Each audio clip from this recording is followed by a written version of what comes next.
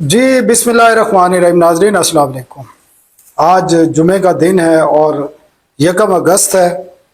Utility store corporation के जो मुलाजमीन जो गुज़श्ता 12 दिन से धरना देकर बैठे थे, वो धरना आर्जी तौर पर मुलतवी कर दिया गया। इसकी क्या वजह है और क्या कोई डेवलपमेंट हो चुकी है वीएसएस के हवाले से, क्या मामलात हैं, और इसकी पूरी डिटेल हमारे पास है कि कितनी डेवलपमेंट हुई है और मज़ीद क्या होने जा रही है, तो वो भी आपके साथ शेयर करेंगे। एक तो सबसे पहले जो है वो यूटिलिटी स्टोर कॉरपोरेशन मेरे ख्याल में सबसे अहम खबर है और बड़ी डेवलपमेंट है।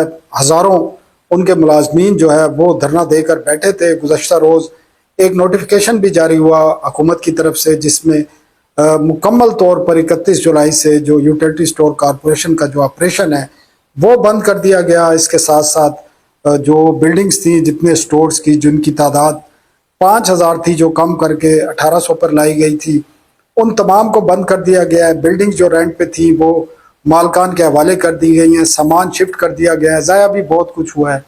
वेयर हाउसेज में आपको पता है मुलाजमीन ने हेड ऑफिस के ताले लगा दिए थे, कुछ और दफातर के।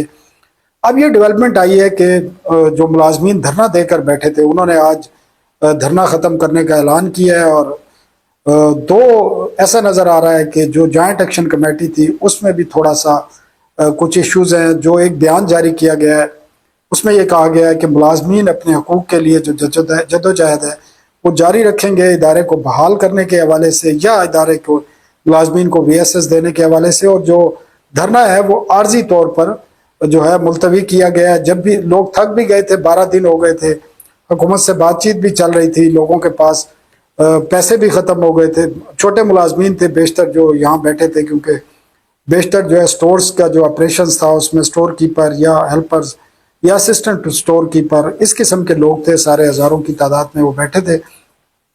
अब वो अपने घरों को रवाना हो चुके हैं। दूसरी तरफ जो है हुकूमत के साथ मुज़ाकरात भी जारी हैं, और मुज़ाकरात में जो गुज़श्ता रोज़ मुज़ाकरात हुए थे उसमें बता दें कि हुकूमत ने 15 अरब रुपए के पैकेज की ऑफ़र की थी, जो इन्होंने रिजेक्ट कर दिया था और धरना जारी रखने का ऐलान किया था। आज दोबारा मुज़ाकरात हुए हैं। पहले इसको 18 अरब तक बात की गई, और जो 15 अरब था उसमें ये मौक़िफ़ था हुकूमत का कि कॉन्ट्रैक्ट और डेली वेजेस मुलाजमीन को VSS में शामिल नहीं किया जाएगा और ये सिर्फ रेगुलर मुलाजमीन के लिए था। वो कहकर फिर जो जितनी भी इनकी एसोसिएशंस हैं, जो मुश्तरका एक कमेटी बनी हुई है, उन्होंने इसको रिजेक्ट किया। मुज़ाकरात फिर हुए, आज भी फिर मुज़ाकरात हुए हैं, जिसमें राना सनाउल्लाह तो शरीक नहीं थे, लेकिन हारून अख्तर खान, तारक फजल चौधरी, सेक्रेटरी इंडस्ट्री और कुछ और लोग जो हैं इन मुज़ाकरात में शरीक थे। अब जो पैकेज अभी तक जिस पर बातचीत हो रही है उसमें अब पीर को भी इस पर हतमी बातचीत होनी है, और हुकूमत ने ये यकीन दहानी कराई है। और मुझे ये भी पता चला है कि आज जो MD हैं यूटिलिटी स्टोर और सेक्रेटरी इंडस्ट्री हैं, उन्होंने वज़ीर आज़म से भी मुलाकात की और प्राइम मिनिस्टर ने भी उन्हें ये डायरेक्शन दी है कि मुलाजमीन के साथ जो उनके नुमाइंदे हैं उनसे मुज़ाकरात करें और इस पैकेज को फाइनल करें जितनी जल्दी हो सके, ताकि इदारे की जो वाइंड अप का जो एक तरीक़ाकार है या जो अनाउंसमेंट की गई है उसको मुकम्मल किया जा सके। ये ज़रूर है कि मुलाजमीन ने एक स्टे आर्डर भी लिया हुआ है सितंबर तक का NIRC से, वो भी मौजूद है इदारे को बंद करने के हवाले से। मुलाजमीन की तनख्वाहों का भी इशू है, जो वादा किया गया है कि 10 अगस्त तक 10 अगस्त तक वो तनख्वाहें अदा कर दी जाएंगी। अब जो मेरी बात भी हुई है कुछ राजा मस्कीन साहब से भी और इनके जो दीगर नुमाइंदे हैं, उनका ये कहना है कि हुकूमत अब इस बात पर तैयार है कि कॉन्ट्रैक्ट और डेली वेजेस को वो पैकेज देंगे, लेकिन पैकेज वो जो पैकेज हम डिमांड कर रहे हैं वो पैकेज रेगुलर का इतना इशू नहीं है। रेगुलर का वही पैकेज है जो एग्री किया गया था, वो इनको भी काबिल कबूल है, हुकूमत को भी काबिल कबूल है। लेकिन कॉन्ट्रैक्ट और डेली वेजेस मुलाजमीन के हवाले से हुकूमत का ये मौक़िफ़ है। पहले तो वो तैयार ही नहीं थे कि इनको कुछ दिया जाए, अब वो इस बात पर आए हैं कि उनको 1 साल अगर किसी की सर्विस है डेली वेजेस पे या कॉन्ट्रैक्ट पे, तो उसको 1 साल की एक तनख्वाह दी जाएगी। ये जो इनके नुमाइंदे हैं वो चाहते हैं कि ये कम से कम 2 हों या तो 3 तो लाजमी हों, तो इस बात पर बातचीत चल रही है। दूसरा, ग्रेजुएटीज़ के इशू हैं। कुछ गुज़श्ता 2-3 साल के दौरान जो डिस्पैरिटी अलाउंस और जो एडहॉक रिलीफ मिला था वो भी मुलाजमीन का शामिल करने के लिए हुकूमत तैयार नहीं है, ना इंतज़ामिया तैयार है।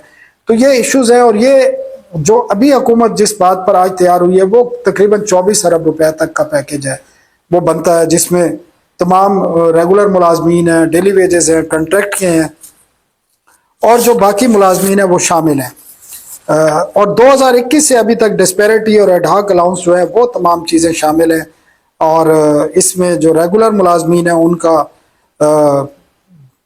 جو 20 سال تک کی جن کی سروس ہے ان کا ڈیفرنٹ ہے، 20 سال سے زیادہ ہے اس کا ڈیفرنٹ ہے، جس کی 10 سال سروس ہے اس کے اوپر ان کا ڈیفرنٹ ہے۔